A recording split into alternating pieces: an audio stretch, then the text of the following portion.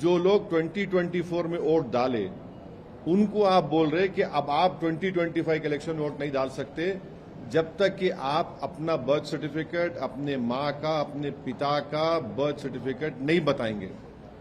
तो ये खुद ये आप एक वो कर दिए। अच्छा, मिसाल के तौर पर अगर कोई बिहार में कोई पार्लियामेंट इलेक्शन में फर्ज करिए कोई 20,000 वोट से कोई सीट हार गया, कोई पार्टी का कैंडिडेट, और आप ये बोलेंगे समर इंटेंसिव रिवीजन में कि यहां पर 20,000 नाम गलत थे, इलीगल माइग्रेंट्स थे, शिफ्ट हो गए, तो फिर 24 का इलेक्शन चैलेंज करना दो मेरे को। फिर आप मेरे को चैलेंज कर दो 24 का इलेक्शन। ये क्या कर रहे हैं आप? और दूसरी तीसरी छठी बात यह है कि बिहार में जो सिविल रजिस्ट्रेशन सिस्टम है, सिविल रजिस्ट्रेशन सिस्टम ये बोलता है कि 2000 में बिहार में रजिस्ट्रेशन ऑफ बर्थ का परसेंटेज खाली 3.7 था 2000 में, और पूरे इंडिया में 56.2 था।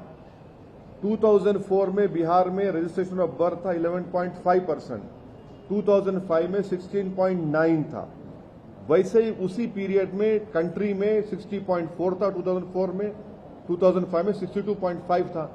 आप जो क्या बोल रहे भी आप क्या बोल रहे कि इलेक्टर्स जो 1787 के बाद पैदा हुए उन्होंने अपना date of birth, place of birth बताना, फिर जो 17/1987 से 2/12/2004 तक पैदा हुए वो लोग अपना डेट ऑफ बर्थ देना, प्लेस ऑफ बर्थ बताना, अपने माँ का या पिता का देना, और जो 2/12/2004 के बाद पैदा हुए वो अपने माँ, अपने बाप का, अपना खुद का देना।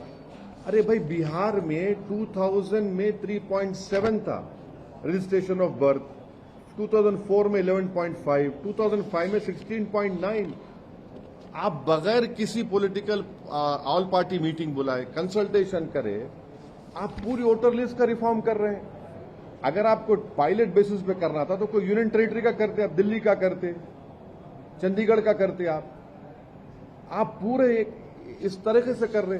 और एक हमारे को एप्रीहेंशन जो है वो ये है कि आप बीएलओस को अनब्रिडल्ड पावर्स दे दिए, अनब्रिडल्ड पावर्स दे दिए कि वो अगर जाएगा, कोई घर पे नहीं मिलेगा तो वो रिपोर्ट कर सकता ईआरओ को, एईआरओ को, और एईआरओ उस केस को रिफर कर देगा कॉम्पिटेंट अथॉरिटी को सिटीजनशिप एक्ट 1955 के तहत।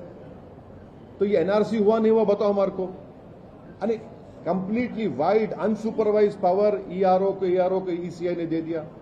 इससे ना सिर्फ डिसएनफ्रेंचाइजमेंट होगा बल्कि lead to loss of livelihood होगा। और हम ईसीआई को फिर से रिक्वेस्ट कर रहे हैं कि आप एक ऑल पार्टी मीटिंग बुलाइए और बताइए हमको कि आपने ये डेट्स क्यों चूज किया, ये जो डेट्स आपने दिए, और फिर differentiating documentary requirement between voters on basis of age and date of birth, ये क्यों? अगर कोई एड्रेस अपना शिफ्ट कर लिया, ये आप एडिशनल डॉक्यूमेंट क्यों पूछ रहे हैं? अगर एड्रेस चेंज हो गया तो आप कैसे पूछ रहे हैं मेरे सब चीजें, आप क्यों पूछ रहे हैं मेरे से आप ये? और लास्टली हम इलेक्शन कमीशन ऑफ इंडिया को ये बताना चाह रहे कि सुप्रीम कोर्ट का जजमेंट है जो इलेक्शन कमीशन ऑफ इंडिया को फॉलो करना पड़ता है। आप सुप्रीम कोर्ट से बड़े नहीं हैं। लाल बाबू हुसैन केस में जो सुप्रीम कोर्ट ने जो गाइडलाइंस दिए, जो आपको बताया, उसको भी आप वॉयलेट कर रहे हैं। तो ऑल इन ऑल ये एक्सरसाइज डिसएनफ्रेंचाइजमेंट को लीड करेगा।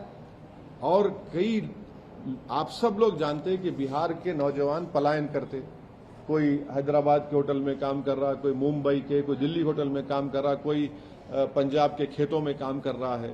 और सीमांचल का एरिया, स्पेसिफिक एग्जांपल दे रहा हूं, अब आप थोड़े दिन के बाद देखेंगे 1.5-2 महीने वो तकरीबन एरिया सीमांचल कट ऑफ रहता, हजारों एकड़ जमीन पानी फ्लड से कट जाती, गांव कट जाते, घर बह जाते।